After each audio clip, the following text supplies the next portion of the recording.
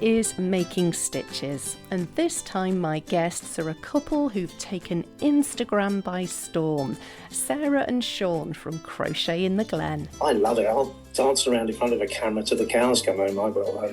Yeah, I think that's what people love, is the fact that a lot of men would not be seen dead on their wife's Instagram, let alone wearing crochet. And we've always done it just to be silly, because it's funny. And that's how it took off, because we did it a few times and people thought it was hilarious. And it just grew from there. And it just used to be photos to start with. Yeah. Before we started going on, walking up and down on the catwalk. And we just always done it very tongue-in-cheek. Just, this mature gentleman, slightly plump, prancing about, Yeah, sure. So am I. Not really, listeners. And no, they've seen you. Oh yeah, of course they have. They've all seen you. Yeah. So that's what's so funny, But he is a brilliant performer. He's just a natural. He can't help himself. He's so funny.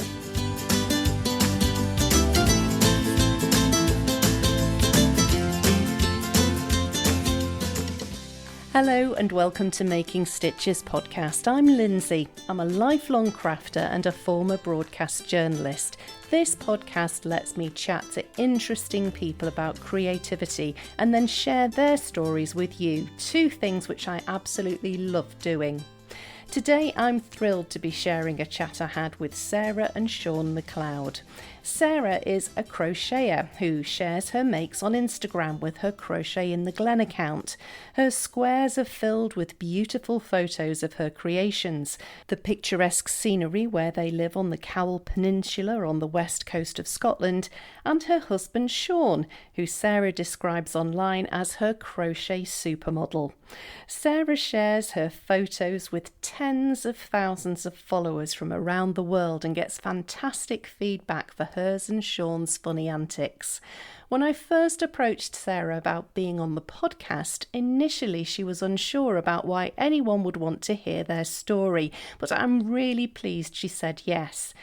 And when it turned out that Sean was available for a chat too, that made it all the more special. I'm sure you'll agree. First of all, thank you so much. I feel really honoured to have got to speak to both of you, Sara and Sean, from Crochet in the Glen. Thank you. The strange fame that's been thrust upon us. Absolutely. I mean, it's remarkable, isn't it? You've got followers all over the world who are, hanging, waiting for the next fantastic catwalk moment with Sean wearing some crochet creations.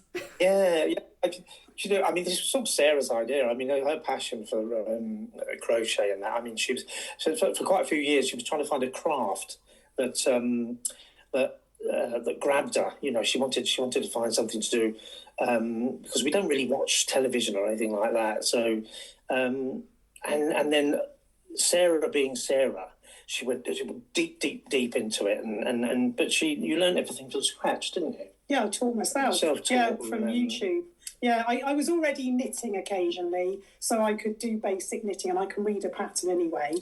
But then I don't know why I tried crochet. I just saw it online and I thought, I'm going to have a go at that.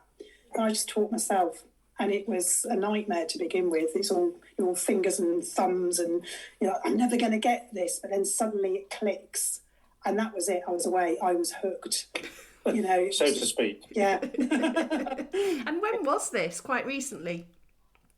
Yeah, it was 2018, the end of 2018. So we'd moved to Mid-Argyll and we'd bought a property. We were starting our own business, running a bed and breakfast and trying to live a sort of quieter, more simple life. And that's when I had more time in the evenings to pick up a hobby. So yeah, end of 2018. So not that long ago, really. Not so really.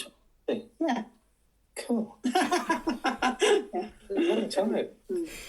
But in the scheme of things, as you said, that isn't a long time to go from an absolute beginner. And clearly the pictures that you share on Instagram are very accomplished, quite intricate patterns that you're doing. And it's clearly something that you absolutely took to. Yeah, I found my craft because I tried, like I said, I tried knitting, I had done cross stitch in the past, but it was too fiddly and such close work, and it just annoyed me. I wanted something a bit more chunky. I just love the fact you've got one hook and a ball of yarn, and you've not got a load of stitches like on a knitting needle that can fall off. I just love that. And then you can, the possibilities with crochet are amazing. I mean, I'm learning every day, and there's still things I haven't tried. I haven't tried crochet, Tunisian crochet. So yeah, everything, I'm just learning all the time. It doesn't matter how long you do it, you're always learning little techniques and little tricks and tips to make your work neater. And there's so many wonderful designers that give their time for free online, helping us all learn how to do things neatly, which I love.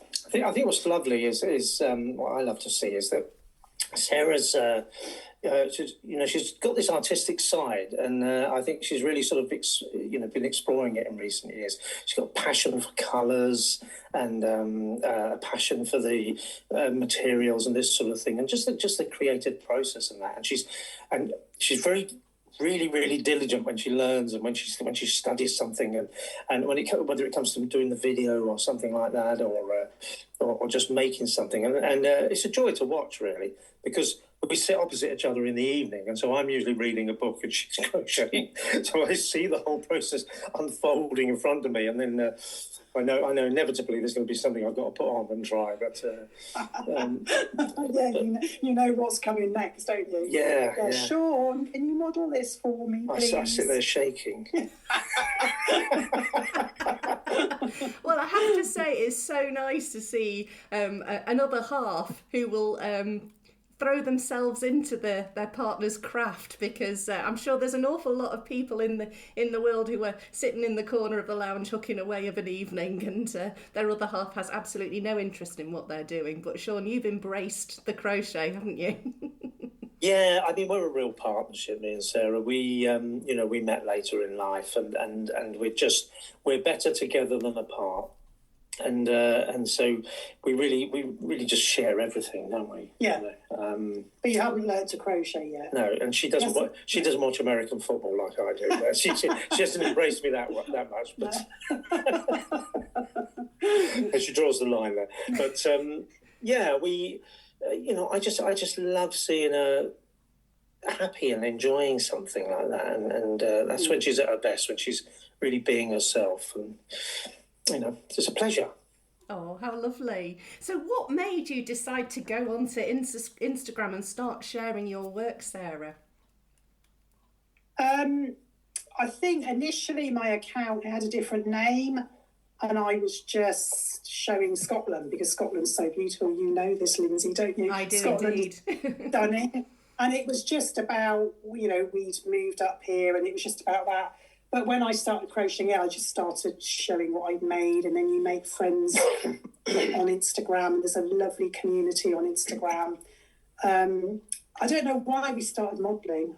Why on earth did it was we her idea, not was it?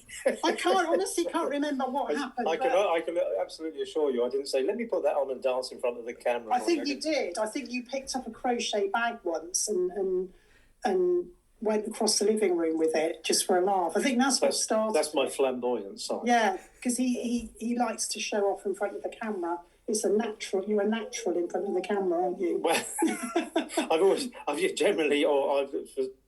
quite a few times I've lent towards performing jobs. So, it's a few years ago now, but it's what I call my fun job period. So, I guess that's in me. I don't mind being in front of the camera. I know some people get really shy or they get really weird, don't they? They don't want their pictures taken and all that. Yeah. I love it. I'll dance around in front of a camera till the cows come home. I will. Yeah, I think that's what people love, is the fact that a lot of men would not be seen dead on their wife's Instagram, let alone wearing crochet. And we've always done it just to be silly, because it's funny. And that's how it took off, because we did it a few times and people thought it was hilarious. And it just grew from there. And it just used to be photos to start with. Yeah. Before we started going on, walking up and down on the catwalk. And we just always done it very tongue-in-cheek. Just, there's this mature gentleman, slightly plump, prancing about, Yeah, So am I. Not really, listeners. And no, they've seen you. Oh yeah, of course they have. They've all seen you, yeah. So that's what's so funny, But he is a brilliant performer. He's just a natural. He can't help himself. He's so funny. People say that, they love the chemistry between us because we're always laughing. Well, we do. We laugh all the time, don't we? Yeah. Most of the time, anyway. But yes, it's it is just fun, and it's as I said before, it's a real passion for Sarah. I mean, she absolutely loves it, and it's just lovely to be able to sort of support her with that, I suppose. And it's so funny. I mean, there's people at work have seen it now, and I live in this little town in Scotland, and a bit of an anomaly.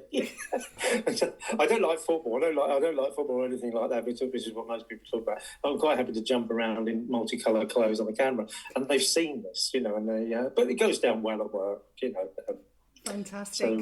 So you work in a shop. Do some of your customers know who you are then? In the shop, I think because what happened was there's a girl at work who's got an Instagram crochet page, and she's really passionate about it. So I passed it on to her, and of course she passed it on to other people. And then and then one of the managers saw it, and one of the customers overheard, and I think so. People say it's one of these things. It sort of leaked out, And then the neighbours found out. Then the neighbours found out. Yeah, the neighbours. They haven't spoken to us since. I draw the curtains when we go by. No, but so it's sort of spread out. But it's when you're having fun, I mean, happiness spreads, doesn't it? And smiles and laughter and silliness. I mean, it's what people need, and and that's why we do it, really, isn't it? Sort of. Yeah, we do it. I mean, the idea of making it slick or anything like this is, is a no-no. It's got to look off the cuff, really, and which is what it is. Yeah, it is about just spreading some laughter. That's what's fueled it, because, of course, when we started doing it, this was pre-pandemic, and then, of course, pandemic lockdowns, we just carried on doing it, and because people needed to laugh, and we love doing it. I mean, people say to me, "Oh, I hate creating content. No, it's so hard on Instagram." And when I try something, I'm thinking, I don't. I just do something stupid because just for the fun of it, not because I'm trying to get followers or I'm trying to sell something. We're not doing it for money. We're not got a huge business behind it. It's just evolved in its own way. It's organically, hasn't it? It's a positive side of the internet as well, isn't it? I mean, there's so many horror stories. The world is so fractured at the moment, and then through Sarah's Instagram, she chats away to people in Turkey and America and all that. And we're all human. We're all, we've all got the same feelings and the same fears and this sort of thing. And it's something like this. There's a little platform like this that just it brings a bit of sanity, doesn't it? And sanity and laughter. Laughter is the best medicine. I've always said that. It's the best medicine. Laughter and beauty, of course. Yeah. Talking about you, I thought you were talking about my crochet. Oh, and the crochet, yeah. But, those sort of things, and I think that's, if you keep it on that level, I think that's a good thing. It's going to always work. Absolutely. What kind of comments have you had then from people around the world?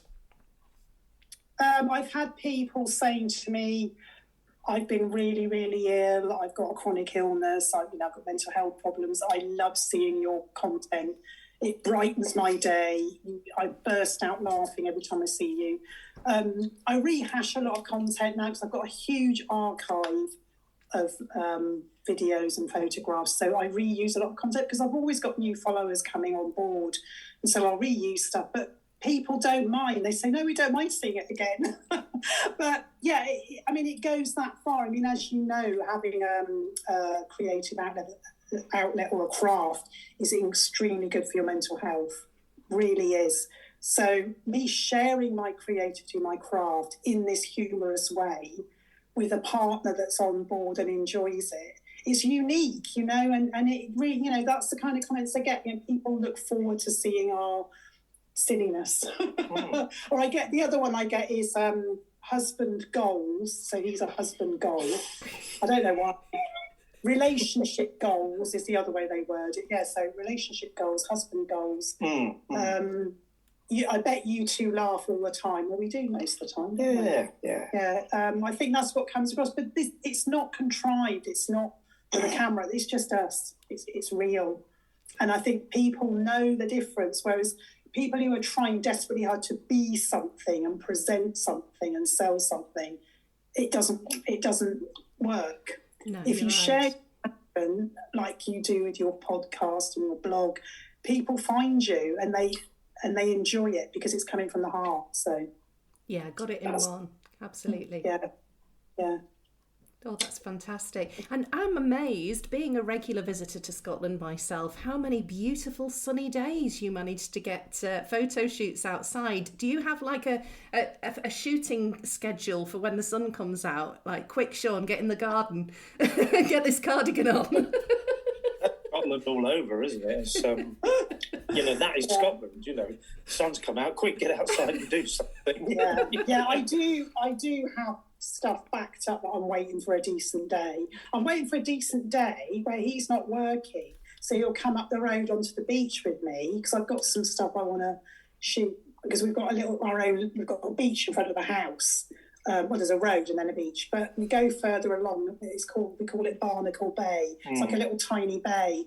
There's never anybody there, and you can get down quite easily, and that's where I take a lot of my pictures down there.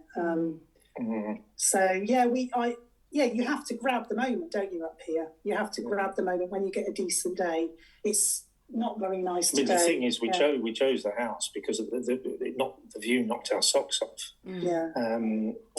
So really, I mean, it's Mother Nature doing her thing, and all you do is point the camera. You can't go wrong. No, I point the camera. She points the camera. When you point the camera, it does go wrong. Oh, well. Because I say to him, take a picture of me wearing this. And I go, no, that's not right. He zooms it out, he does it wrong way. And I'm like, oh. This is her artistic side, you see. This is her eye.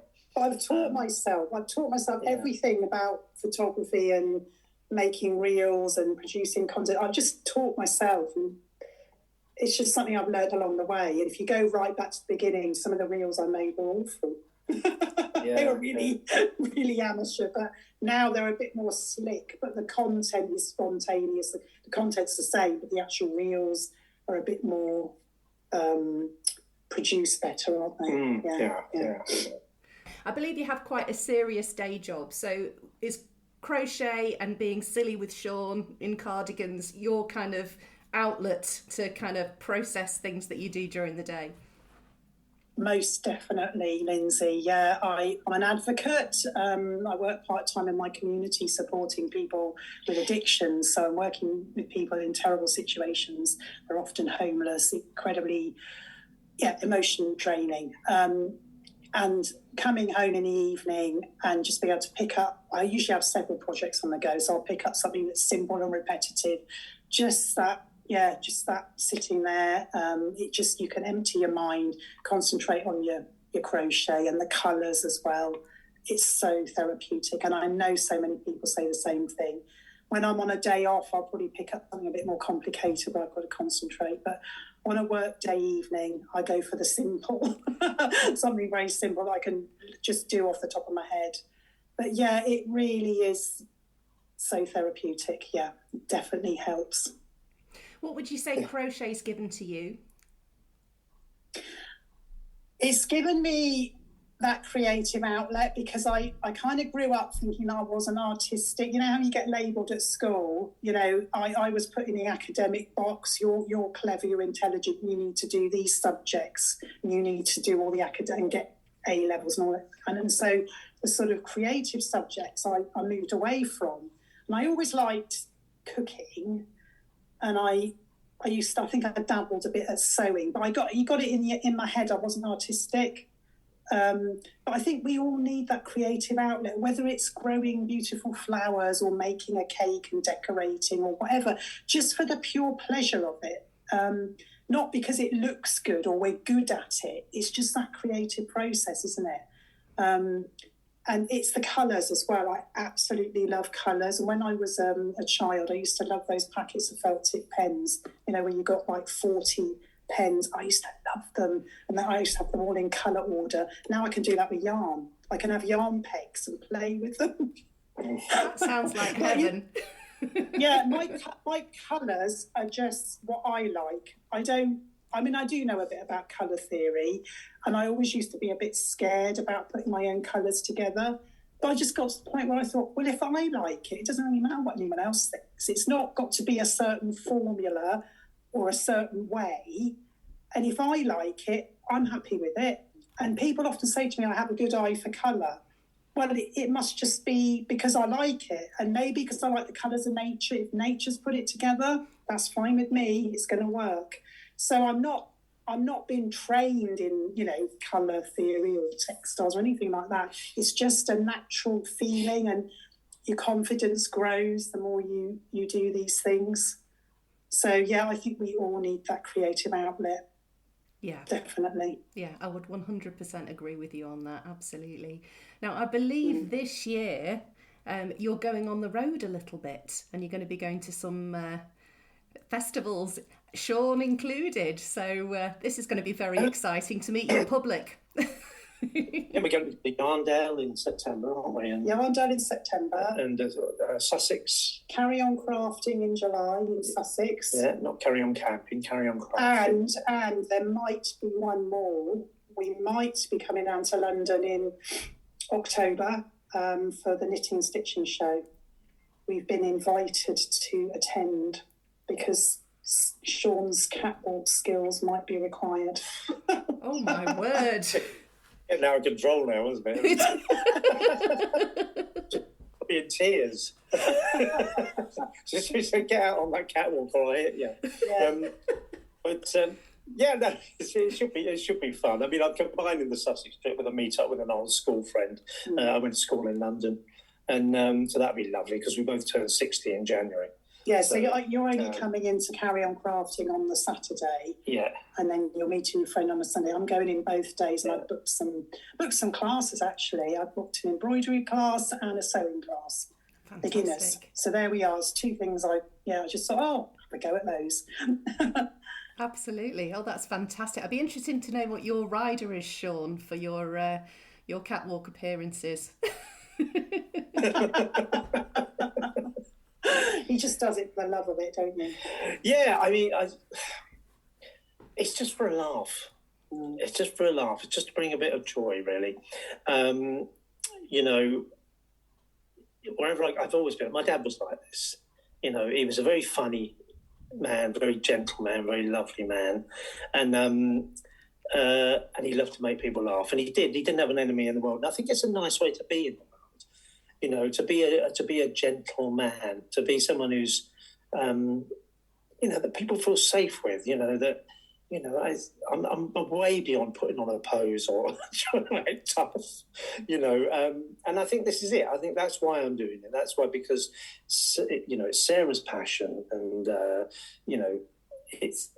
Somehow we've become this little duo online, and so it just makes us laugh every day that we can't believe that all these people actually want to see this stuff. We just do it anyway. Why do they want to see this? Why do they want to see us too? No, I'd pay not to see me. Get him off the screen. Yeah.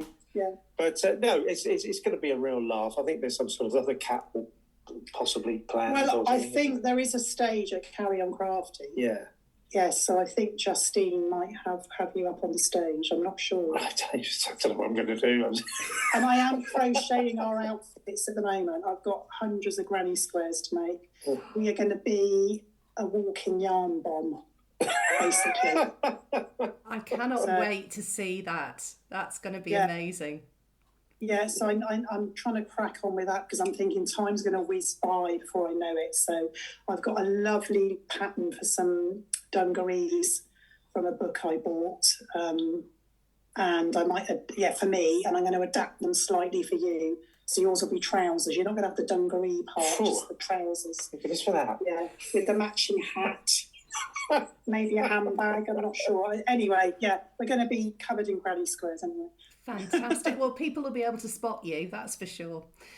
Of course, you'll be able to see us a mile off. There'll be no escape. No, there'll be selfies all the time, all around the festival. It'll be like the Beatles being chased around in the 60s, won't it?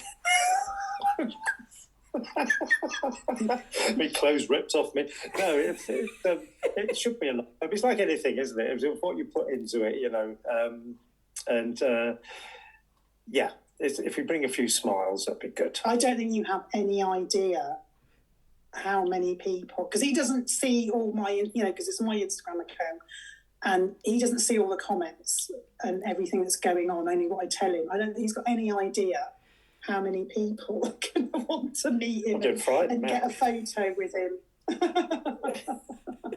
It's going to be great. No, it's going to be great. Yeah, it'll be fun. It'll be fun.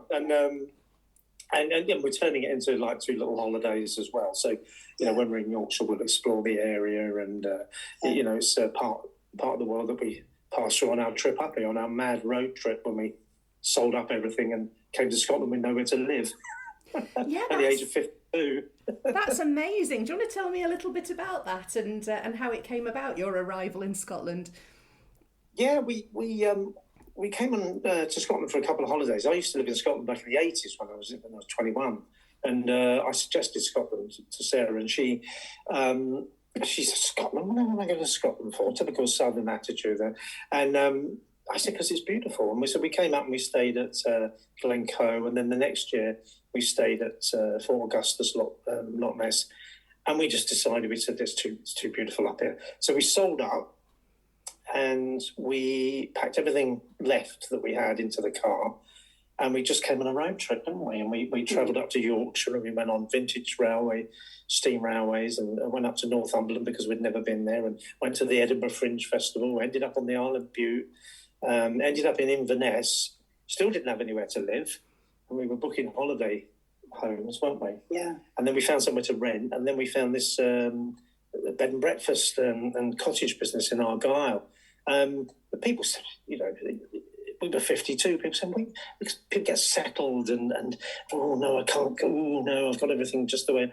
But we were ready to just move out, the kids were all grown up, and let's have an adventure. Yeah, we sold the house, booted all the kids out. Yeah, one of them did come with us though. Yes, and is now very happy in Dundee. Yeah. So sometimes you just got to step outside your comfort zone, and I was fed up with London. I was fed up with the South. I've lived there all my life, and once you come to Scotland, it's the air and the hills. They call you back.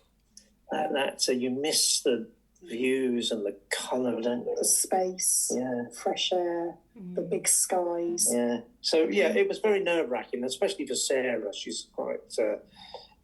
She needs to know what's going on, and you really did step out into the unknown. Yeah, it's quite exhilarating though, doing something like that. Having spent my whole life being sensible, I thought this is very silly doing this, but stepping out into the unknown and not having a full plan or arranging somewhere to live when we got up here. But it was great. It was an adventure. It was brilliant, and I would do it again. Yeah.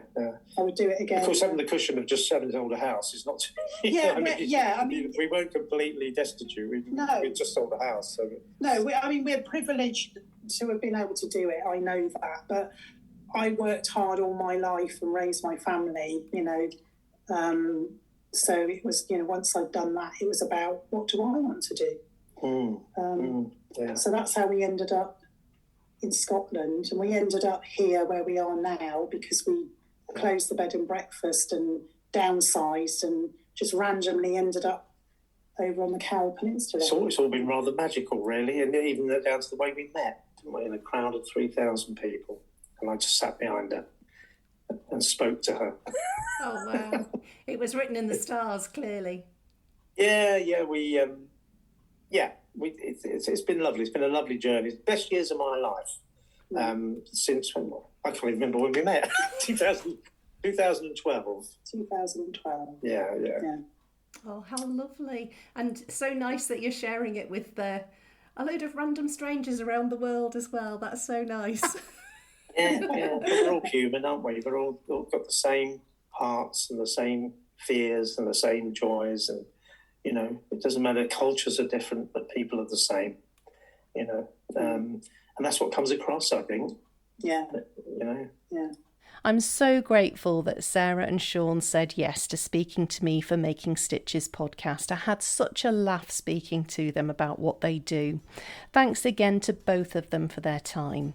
You can find a link to Crochet in the Glen in the episode description. Since my last episode went out, Making Stitches podcast has celebrated a birthday. It's now 5 years old. Thank you to everyone who's appeared on the podcast, everyone who's listened and supported me during that time too. Making Stitches podcast is 100% self-funded.